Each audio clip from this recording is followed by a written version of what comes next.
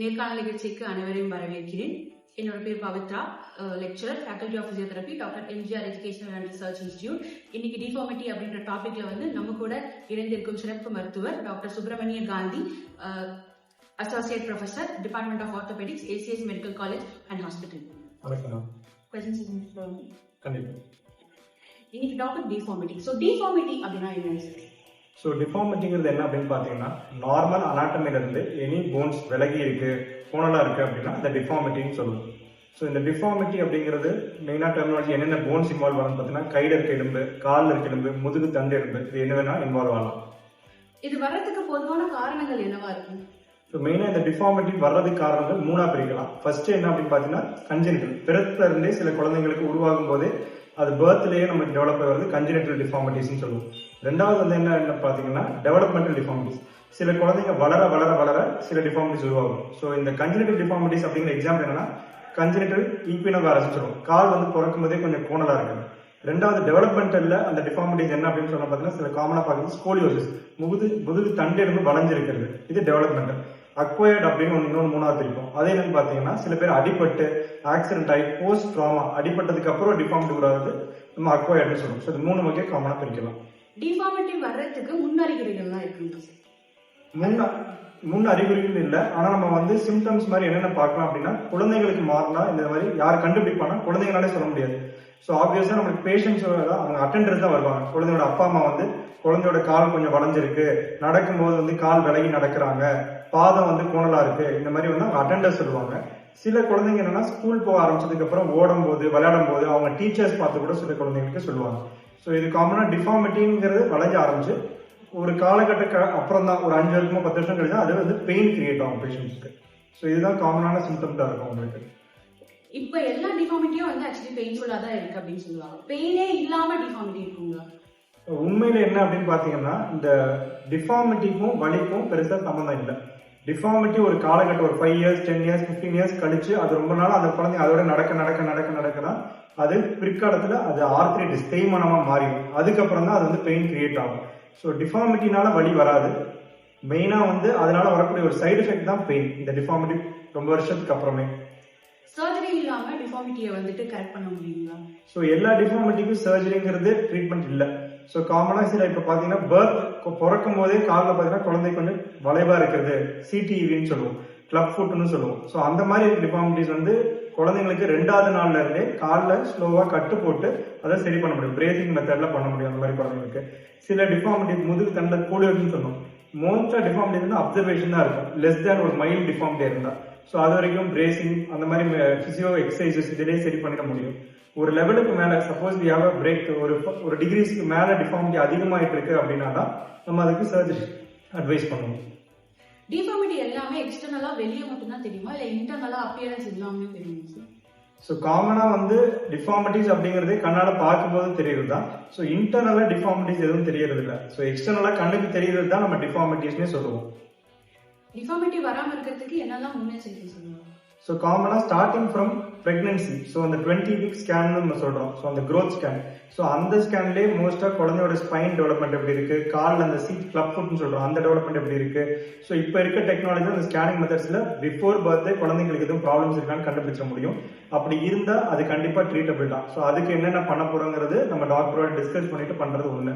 Most of the deformities எல்லாமே நம்ம ரேடியாலஜிக்கல x ray எடுத்து பார்த்து எந்த அளவுக்கு டிஃபார்மிட்டிஸ் வச்சு டிசைட் பண்ணிட்டு அதை நம்ம பிரேசிங் மூலியமாவோ இல்லைன்னா தேவைப்பட்டா சர்ஜரி மூலியமாவோ இல்ல பிசியோதெரபி மூலியமாவோ அதை ட்ரீட் பண்ணிட முடியும். இப்ப இருக்கிற நடைமுறையில டிஃபார்மிட்டி சேஞ்ச் ஆகிறதுக்கு பாஸ்டரும் டெய்லி ஹாபிட்ஸும் எந்த அளவுக்கு பங்கு வகிக்குன்னு நினைக்கிறேன்? ஸோ இப்போ காமனா நம்ம பார்த்தோம் அப்படின்னா, கம்ப்யூட்டரைஸ்ட் வேர்ல்டு. ஸோ அப்படின்னா என்னன்னு பாத்தீங்கன்னா, நம்மளோட லைஃப் ஸ்டைலே செடன்டரியா மாறிடுச்சு. ஸோ அப்படி இருக்கிறதுல ஒரு 20% டிஃபார்மிட்டிஸ் நம்ம சொன்ன காரணங்கள்னால வருது. இந்த 80% அக்வயர்ட், அதாவது நம்மளே உருவாக்கிக்கிறது. இப்போ நிறைய பேர் ஓபியில் நீங்க கிளினிக் நீங்க பார்க்கும்போது பாத்தீங்கன்னா, கழுத்து வலி, முதுகு வலி, இது எல்லாமே ப்ராப்பரான சேர், ப்ராப்பரான போஸ்ட்ல உட்காரல, படுத்துக்கிட்டு வேலை பார்க்கறது, இது எல்லாமே நம்மள உருவாக்குற ப்ராப்ளம்ஸ். இந்த டிஃபார்மிட்டிஸ் எல்லாமே இது எல்லாமே டெஃபினட்டா ப்ராப்பரான ஒரு கேர் இருக்கு, ப்ராப்பரான ஒரு பிசியோ இல்ல ஆர்த்தோபெடிக் கேர் இருக்குன்னா இது எல்லாமே வரும் முன்னே நம்ம காக்க முடியும் அந்த பேஷண்ட்ஸ் ப்ராப்ளம் ஆகாமையே. டிஃபார்மிட்டிஸ் பத்தி இருக்கிற சில மித்ஸ் அண்ட் ஃபேக்ட்ஸ் சொன்னா என்ன சொல்லுவீங்க? ஸோ இப்போ கூட லாஸ்ட் ஒரு 2 வீக்ஸ் முன்னாடி நம்மளோட டிபார்ட்மெண்ட்ல கைனகாலஜி டிபார்ட்மெண்ட்ல ஒரு குழந்தைக்கு 20 வீக் ஸ்கேன்ல கண்டுபிடிச்சிருக்காங்க இந்த மாதிரி கால் கொஞ்சம் கிளப் ஃபுட் இருக்கு, கோணலா இருக்கு அப்படின்னு சொல்லிட்டு. ஸோ அது வந்து என்ன பார்த்தீங்கன்னா அந்த பேஷண்ட்ஸோட அப்பா அம்மா அவங்க தாத்தா பாட்டி எல்லாமே ரொம்ப பயப்படுறாங்க. ஐயோ குழந்தை பிறக்கும் போதே கால் கோணலாயிருச்சுன்னா அது வாழ்க்கை பூரா கஷ்டப்படும், அதுக்கு நம்மளும் வந்து ஃபைனான்ஷியலாவும் பேர்டன் சோஷியலாவும் பேர்டன் எல்லாமே கஷ்டமாயிரும்னு சொல்லிட்டு.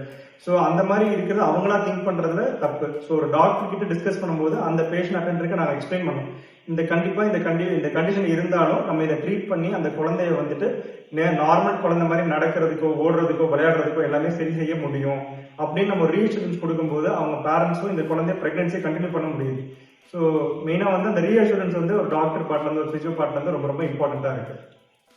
Effective ways of managing deformities are involved. So first டிஃபார்மிட்டிஸை நம்ம வந்து அதை வந்து செக்ரிகேட் பண்ணிக்கணும். ஸோ ஃபர்ஸ்ட் வந்து mild, moderate, severe. So mild என்னன்னா ஒரு டிஃபார்மிட்டி 20 டிகிரிக்கு கீழே இருக்கு அப்படின்னா அது மைல்டுன்னு சொல்லுவோம். அந்த டிகிரியே ஒரு 20 to 40 டிகிரிஸ் இருக்கு அப்படின்னா மாடரேட், 40 டிகிரிஸ்க்கு மேலே இருக்குன்னா சிவியர்னு சொல்லுவோம். ஸோ இந்த மைல்ட் டிஃபார்மிட்டிஸ் அப்படிங்கிறதுக்கு மோஸ்டா ட்ரீட்மெண்ட் வந்து பார்த்தீங்கன்னா எக்ஸசைசஸ் மூலியமாவோ பிசியோதெரபி மூலியமாவோ இல்லைன்னா பிரேசிங் மூலியமாவோ இது சரி பண்ணிட முடியும். அது வந்து ஃப்ரீக்வெண்ட் அப்சர்வேஷனல் பேஷண்ட் இருக்கணும். ரெண்டாவது ட்ரீட்மெண்ட் மாடரேட் இருக்காங்க அப்படின்னா அந்த பேஷண்ட்டுக்கு நமக்கு சர்ஜரி தேவைப்படுற மாதிரி இருக்கலாம். ஸோ சர்ஜரி பண்ணிட்டு அதுக்கப்புறம் பிசியோதெரபி பண்ற மாதிரி இருக்கும். சிவியர் டிஃபார்மிட்டிஸ்க்கு நம்மளால உள்ள ராடோ பிளேட்டோ வைக்க முடியாது. அப்போ அந்த மாதிரி டிஃபார்மிட்டிஸ் இருக்கவங்களுக்கு மோஸ்டா வெளியில ஒரு ரிங் மாதிரி போட்டு எக்ஸ்டர்னல் ஃபிக்ஸேட்னு சொல்லுவோம், இலிசரோன்னு சொல்லுவோம். ஸோ அந்த ரஷ்யன் மெத்தட்ல அந்த டிஃபார்மிட்டி ஃபுல்லாவே நம்ம கிராஜுவலா கரெக்ட் பண்ற மாதிரி இருக்கும். ஸோ இதை நம்ம வந்து 3 ways டிஃபார்மிட்டி கரெக்ட் பண்ற மாதிரி பிரிச்சுக்கலாம். இப்போ டிஃபார்மிட்டி வந்து ட்ரீட்மெண்ட்லாம் பார்த்ததுக்கு அப்புறம் சரியாயிட்டதுக்கு அப்புறமா திருப்பி ரீஅக்கரன்ஸ் வராமல் இருக்கிறதுக்கு என்னெல்லாம் மேனேஜ் பண்ணணும்? ஸோ மோஸ்ட் நம்ம சொன்ன மாதிரி கன்ஜெனிட்டல். ஸோ இதுல தான் காமனா ரீஅக்கரன்ஸ் வரும். ஏன் வருது அப்படின்னா குழந்தைங்களோட growth பீரியட் வந்து காமனா 16 to 18 இயர்ஸ் வரைக்கும் இருக்கு. ஸோ நீங்க என்னதான் டிஃபார்மிட்டி கரெக்ட் பண்ணாலும் ஒரு ரெசிடுவல் டிஃபார்மிட்டி அந்த 16 to 18 திருப்பி ரெக்கர் ஆகும். ஸோ இந்த மாதிரி குழந்தைங்களுக்கு வந்து காமனா இப்போ ஏகான்ட்ரோப்ளேசன் சொல்லுவாங்க, வளர்ச்சியா ரொம்ப குட்டையா இருப்பாங்க அப்படிங்கிற மாதிரி குழந்தைங்க டுவார்ஃப்னு சொல்றது. ஸோ அவங்களுக்கு வந்து ஒரு செக்மெண்டா ஸ்டேஜ் வைஸ் பண்ணணும் சர்ஜரி. ஸோ 10 வயசுக்கு ஒரு சர்ஜரி, 15 வயசுக்கு ஒரு சர்ஜரி, 20 வயசுக்கு ஒரு சர்ஜரி, இந்த மாதிரி ஸ்டேஜ் ட்ரீட்மெண்ட் பண்ற மாதிரி இருக்கும். அது நம்ம பேஷண்ட் அட்டெண்டருக்கு பேஷண்ட்டுக்கு எக்ஸ்பிளைன் பண்ணுவோம். ஸோ கண்டிப்பா வந்து எவ்ரி இயர் ஒன்ஸ் அந்த குழந்தைங்களோ அந்த பேரண்ட்ஸோ வந்து அப்சர்வேஷன் டாக்டரை கண்டிப்பா வந்து மீட் பண்ணணும். வாழ்வும் நலமுடன் நிகழ்ச்சியில் ஒரு சிறிய இடைவேளைக்கு பின் தொடங்குவோம்.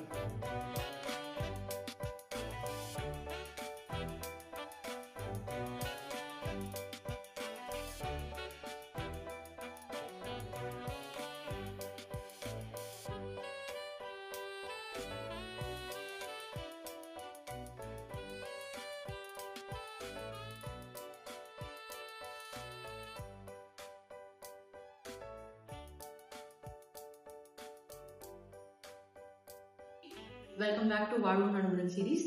கேள்விகள் தொடரலாம். ரீசன் ஃபார் டூயிங் ட்ரீட்மெண்ட், அது பண்ணாம விட்டா என்னதான் நடக்கும்? ஸோ மெயினாக எதுக்கு ட்ரீட்மெண்ட் பண்ணுறோம் அப்படிங்கிறது பார்த்தீங்கன்னா சில பேஷண்ட்டுக்கு ஃபங்க்ஷனல் டிசபிலிட்டின்னு சொல்லுவோம். ஸோ அதுக்காக சர்ஜரி பண்ணுறது. ரெண்டாவது வந்து காஸ்மெட்டிக், பார்க்கறதுக்கு அந்த கையோ காலோ லைட்டாக நமக்கு டிஃபார்ம்டாக இருக்குது, கோணலாக இருக்குன்னா அது ரெண்டாவது. மூணாவது வந்து பேஷண்ட்டோட குவாலிட்டி ஆஃப் லைஃப், ஸோ அதை இம்ப்ரூவ் பண்ணுறதுக்காக பண்ணுறது. ஸோ இது இன்னும் டீட்டெயில்டாக பார்த்தோம் அப்படின்னா மெயினாக அந்த சர்ஜரி பண்ணும்போது பேஷண்டோட ஃபங்க்ஷனலாக பெட்டராக இருக்கிறதுக்காக பண்ணுறது, பெயின் ஃப்ரீ. ஸோ இது நம்ம சொன்ன மாதிரி டிஃபார்மிட்டி போக போக போக வலி உருவாகும். ஸோ அந்த வலி இல்லாமல் இருக்கிறதுக்கு ரெண்டாவது. மூணாவது பார்த்தீங்கன்னா பேஷண்ட்னால மொபிலிட்டி, ஸோ மூவ்மெண்ட்ஸ் இல்லாமல் ரொம்ப ரெஸ்ட்ரிக்டடாக இருந்தாலும் அதுவும் தப்பு. ஸோ அந்த மூவ்மெண்ட் இன்க்ரீஸ் பண்ணி கொடுக்கறதுக்காக மூணாவது. கடைசி வந்து ஆஸ் அ ஹோல் அவங்க குவாலிட்டி ஆஃப் லைஃபை பெட்டர் பண்ணுறதுக்காக தான் நம்ம சர்ஜரிஸ் பண்ணுறது. சர்ஜரி மெத்தட்ஸ்லாம் என்னென்ன? ஸோ இப்போ இந்த டிஃபார்மிட்டி கரெக்ட் பண்ணுறதுக்கு நம்ம சொன்ன மாதிரி மைல்டு டிஃபார்மிட்டிஸ் அப்படின்னா மெயினாக நம்ம வந்து மாவு கட்டோ இல்லை பிளாஸ்டரோ இல்லை பிசியோதெரபியோ சரி பண்ணிடுவோம். ஆனால் கொஞ்சம் டிஃபார்மிட்டி வந்து ஒரு 30 degree 40 degree கொஞ்சம் அதிகமாக இருக்குது அப்படின்னா மெயினாக சர்ஜிக்கல் மெத்தட்ஸ் தான் ட்ரீட்மெண்ட் இருக்கு. ஸோ இந்த சர்ஜிக்கல் மெத்தட்ஸ் நம்ம 2 வகையாக பிரிக்கலாம். ஒன்று வந்து போனுக்குள்ள இம்ப்ளான்ட் வச்சு பண்ணுறது, அதாவது பிளேட், நெயில், ராட் மாதிரி வச்சு பண்ணுறது ஒரு ட்ரீட்மெண்ட் மெத்தட். ஸோ அந்த போனை கட் பண்ணிட்டு இந்த மாதிரி சின்ன டிஃபார்மிட்டினா உள்ள ராடோ இல்லை பிளேட்டோ வச்சு நம்ம சரி பண்ணிட முடியும். இதே டிஃபார்மிட்டி வந்து கொஞ்சம் அதிகமாக இருக்கு அப்படின்னா போனுக்கு வெளியில சில டிவைஸ் வச்சிருப்போம். ஸோ அதை வந்து நம்ம ரஷ்யன் மெத்தட்ல இலிசரோன்னு சொல்லுவோம், இல்லைன்னா இட்டாலியன் மெத்தட்ல எல்ஆர்எஸ்ன்னு சொல்லுவோம். ஸோ இந்த மாதிரி அவுட் சைட் த போன் சில இதை வச்சு இன்ஸ்ட்ருமெண்ட்ஸ் வச்சு அதில் டிஃபார்மிட்டி கரெக்ட் பண்றது. ஸோ இதுதான் 2 வகையான டிஃபார்மிட்டி கரெக்ஷன் மெத்தட்ஸ். டிஃபார்மிட்டினா போன்ல மட்டும்தான் வரும். ஸோ கரெக்டான கொஸ்டின், ரொம்ப ரொம்ப இம்பார்ட்டன்ட். ஸோ டிஃபார்மிட்டி வந்து நம்ம 2 வகையாக பிரிக்கலாம். ஒன்று சாஃப்ட் டிஷ்யூஸ்னால டிஃபார்மிட்டி வர்றது, இன்னொன்று போன்னால வர்றது. ஸோ ஜாயிண்ட்ஸ்ல டிஃபார்மிட்டி வர்றது காமனாக பார்த்தீங்கன்னா சாஃப்ட் டிஷ்யூ, அதாவது தசை, நாறுகள், ஜவ்வு இதெல்லாம் பல நாட்களாக கண்ட்ராக்ட், அதாவது அந்த டைட்டாக இருக்கிறதுனால ஒரு மாதிரி டிஃபார்மிட்டி வருது, சாஃப்ட் டிஷ்யூ டிஃபார்மிட்டிஸ்ன்னு சொல்றது. ஸோ இது காமனாக பார்த்தீங்கன்னா இந்த நீ ஜாயிண்ட்ல வரும், ஹிப் ஜாயிண்ட்ல வரும், ஜாயிண்ட்ஸ் இந்த மாதிரி வரும். இதே எலும்போட நடுவில் வருது அப்படின்னா தான் அது போனி டிஃபார்மிட்டிஸ். ஸோ ரெண்டுக்குமே வந்து மோஸ்ட்டாக நமக்கு டிஃபார்மிட்டி ஒரு லெவலுக்கு மேலே இருக்குது அப்படின்னா சாஃப்ட் டிஷ்யூ டிஃபார்மிட்டிஸ்க்கு ஜஸ்ட் மசில் ரிலீசஸ், டெண்டான் ரிலீஸ்ன்னு சொல்லுவோம். தசை நாரை நம்ம லைட்டாக சர்ஜரி பண்ணி ரிலீஸ் பண்ணி அதுக்கப்புறம் கொஞ்சம் கொஞ்சமாக கரெக்ட் பண்ணி மாவு கட்டு போட்டு உள்ள இம்ப்ளான்ட் எல்லாமே கரெக்ட் பண்ண முடியும். இதே வந்து போன்ல டிஃபார்மிட்டி இருக்கு அப்படின்னா நம்ம போனை கட் பண்ணிட்டோம், போனை உடைச்சு அதை கட் பண்ணும்போது அதை நம்ம காமனாக அப்படியே விட முடியாது. ஸோ அதை ஃபிக்ஸ் பண்ணணும். அதை ஃபிக்ஸ் பண்ணுறதுக்கு காமனாக நம்ம சொன்ன மாதிரி உள்ள பிளேட்டோ இல்லை ராடோ இல்லை வெளியில ஒரு டிவைஸ் மாதிரி வச்சு தான் அதை கரெக்ட் பண்ண முடியும். எப்போ ஃபர்ஸ்ட் டிஃபார்மிட்டி கரெக்ஷன் அப்படிங்கறத ஸ்டார்ட் பண்ணுவீங்க? ஸோ காமனாக நம்ம வந்து இப்போ மனுஷன் பிறந்ததுலேருந்து டிஃபார்மிட்டிஸ் இருக்கு. ஸோ அப்படின்னா என்னன்னா பல வருஷங்கள் பல நூற்றாண்டுகள் முன்னாடி டிஃபார்மிட்டிஸ் இருக்கு. ஸோ ஒரு 2000 இயர்ஸ் முன்னாடி டிஃபார்மிட்டிங்கிறது இருந்துச்சு, மனுஷன் பிறந்ததே இருக்கு. ஸோ இது எப்போ எவல்யூஷன் ஆச்சுன்னு பார்த்தீங்கன்னா மெயினாக ஈஜிப்ஷியன்ஸ், அதே மாதிரி சைனீஸ், அதே மாதிரி நம்ம இந்தியன் சிவிலைசேஷன். ஸோ சைனாவில் வந்து ஒரு டிஃபார்மிட்டி இருக்குன்னா எப்படி அதை ட்ரீட் பண்ணுவான்னு பார்த்தீங்கன்னா அந்த காலத்தில் வந்து நம்ம பார்த்துருக்க மாதிரி இந்த பிரமிட்ல இந்த இதில் எப்படி பண்ணுறாங்களோ அந்த மாதிரி வந்து கம் மாதிரி போட்டு ரெசின்ஸ்ன்னு சொல்லுவோம், அதை வச்சு அதை கரெக்ட் பண்ண முடிஞ்சு. சைனீஸ்ல வந்து எப்படின்னா பேம்பூ ஸ்டிக்ஸ். ஸோ எப்படின்னா இப்போ நம்ம மாவு கட்டு போடுறோம்ல, ஸோ அந்த மாதிரி அந்த காலத்தில் இந்த கோணலா இருக்க போன்ஸுக்கு ஸ்டிக்கு மாதிரி வச்சு அதை வந்து கரெக்ட் பண்ணுறதுக்காக டைப் பண்ணி டெய்லி போனை டைப் பண்ணி சரி பண்ணுறது பண்ணுறாங்க. ஸோ இது சில நூற்றாண்டுகளுக்கு முன்னாடியே இந்த மாதிரி டிஃபார்மிட்டி பண்ணிட்டு இருக்காங்க. இப்போ நம்ம எக்ஸாம்பிள் ஆர்த்தோபெடிக்ஸ் அப்படின்னு ஒரு வார்த்தை நம்ம சொல்லிட்டு இருக்கோம், டிபார்ட்மெண்ட் ஆஃப் ஆர்த்தோபெடிக்ஸ்ங்கிறது. இந்த ஆர்த்தோபெடிக்ஸ்ங்கிறது அர்த்தமே என்ன அப்படின்னு பார்த்தீங்கன்னா ஆர்த்தோ அப்படின்னா ஸ்ட்ரைட்டனிங் த போன், பீடிக்ஸ் அப்படின்னா குழந்தைகளுக்கு. ஸோ இதை கண்டுபிடிச்ச இந்த மாதிரி ஒரு ஃபீல்டு இருக்கிறதே மெயினாக வந்து எதுக்குன்னா டிஃபார்மிட்டி கரெக்ஷனுக்கு தான். இப்போ பல சர்ஜரிஸ் ஆர்த்தோல பண்றோம், ஆனால் அது ஹார்ட் ஆஃப் ஆர்த்தோபெடிக் ஸ்பெஷாலிட்டி அப்படின்னு பார்த்தீங்கன்னா மெயினாக டிஃபார்மிட்டி கரெக்ஷன் தான். மைல்ட் டிஃபார்மிட்டிஸை ட்ரீட் பண்ணாம விட்டா என்னென்ன ஆகும்? ஸோ நம்ம சொன்ன மாதிரி இப்போ இந்த டிஃபார்மிட்டிஸ் நம்ம போக அப்படியே ஸ்டாட்டிக்காக இருக்காது. என்ன சொன்னோம், 18லேருந்து 16 வயசு இந்த குழந்தைங்களுக்கு அந்த க்ரோத் ஸ்பர்ட் இருக்க வரைக்கும் இந்த டிஃபார்மிட்டி பிறக்கும் போது மைல்டாக இருந்தால் போக அந்த போன் வளர இன்னும் பெண்ட் ஆகிட்டு இன்னும் கோணலாக போகும். ஸோ இந்த மைல்டு டிஃபார்மிட்டிஸ் நம்ம ஏர்லி ஸ்டேஜ்லேயே பார்க்காம விட்டோம்னா அது ரொம்ப சிவியர் ஆகி அந்த பேஷண்ட்ஸ்னால அந்த காலோ கையோ உபயோகப்படுத்த முடியாத அளவுக்கு அது ஒரு டிசபிலிட்டியாக மாறுறதுக்கும் வாய்ப்பு இருக்கு. ஸோ ஏர்லி அட்ரஸிங், ஏர்லியாக ஒருத்தரை வந்து பார்த்து ஒரு டாக்டர் பார்த்து ஒப்பீனியன் வாங்குறது மிக மிக அவசியம் இந்த மாதிரி கண்டிஷன்ஸ்ல பெரிய சிவியர் டிஃபார்மிட்டிஸாக மாறாமல் இருக்கிறதுக்காக. ஃபைனலி டேக் ஹோம் மெசேஜா டிஃபார்மிட்டி பத்தி என்ன சொல்றீங்க? ஸோ காமனாக என்னன்னு பார்த்தீங்கன்னா நமக்கு இந்த ஸ்பெஷாலிட்டி இப்போ வந்து ஒரு மூட்டு தேய்மானத்தினால கால் வளைஞ்சிருக்கிறது, அதே மாதிரி நம்ம ஃபோன் இல்லை மொபைல் லேப்டாப் ரொம்ப நேரம் பார்க்கறோம்னா கழுத்து கூன் போட்டு உட்கார்றது, இதுல இருந்து நம்ம சிம்பிளான கண்டிஷன்ல இருந்து ரொம்ப காம்ப்ளிகேட்டடான காலை ஒரு எலும்பே வளராமல் இருக்கிறதுனால கால் வளைஞ்சிருக்கிற வரைக்கும் இது எல்லாமே இந்த டிஃபார்மிட்டி ஃபீல்டு தான் வரும். ஸோ எனி ப்ராப்ளம் பேஷண்ட்டுக்கு ஒரு பெயினாக இருந்தாலோ இல்லை பார்க்கறதுக்கு ஒரு லெவலுக்கு மேலே அது வந்து சில மாசங்களா சில கிரானிக் ப்ராப்ளம்ஸ் வரும், ஒரு 6 வாரம் 8 வாரத்துக்கு மேலே அது நீடிக்குது அப்படின்னா கண்டிப்பாக நீங்கள் வந்து உங்கள் அருகில் இருக்க ஒரு டாக்டரையோ இல்லை ஃபிசியோதெரபிஸ்ட் டாக்டரையோ நீங்கள் கண்டிப்பாக அதை மீட் பண்ணி அதுக்கான ட்ரீட்மெண்ட் கூடியவர்கள் எடுத்தால் அது பெரிய ப்ராப்ளம் வந்து தவிர்க்க முடியும் உங்களால். ஃபைனல் கீ நோட்டா என்ன சொல்ல விரும்புறீங்க டிஃபார்மிட்டி பத்தி? ஸோ காமனாக இந்த டிஃபார்மிட்டி வந்து சில பேர் நம்ம பார்க்கறதுக்கு கண்டிப்பாக இது வந்து காஸ்மெட்டிக்காக அந்த அளவு இது அழகாக இருக்க போகிறது இல்லை. ஆனால் இது கண்டிப்பாக ப்ராப்பரான ஒரு டாக்டரை மீட் பண்ணி அதை வந்து சரி செஞ்சுக்கிறதுக்கு நிறைய இப்போதைக்கு இருக்க ஆப்பர்ச்சுனிட்டி இருக்கு. ஸோ இதை கண்டு யாரும் பேரண்ட்ஸோ இல்லை குழந்தைங்களோ பயப்பட வேண்டாம். ஸோ இதுக்கான கரெக்டான இதை ட்ரீட்மெண்ட் எடுக்கிறதுக்கு நீங்கள் வந்து கோஆப்ரேட் பண்ணுறது ரொம்ப ரொம்ப அவசியம். இத்துடன் இன்றைய நிகழ்ச்சி நிறைவடைந்தது. மற்றொரு தலைப்பில் வேறொரு மருத்துவருடன் மீண்டும் சந்திப்போம். நன்றி, வணக்கம்.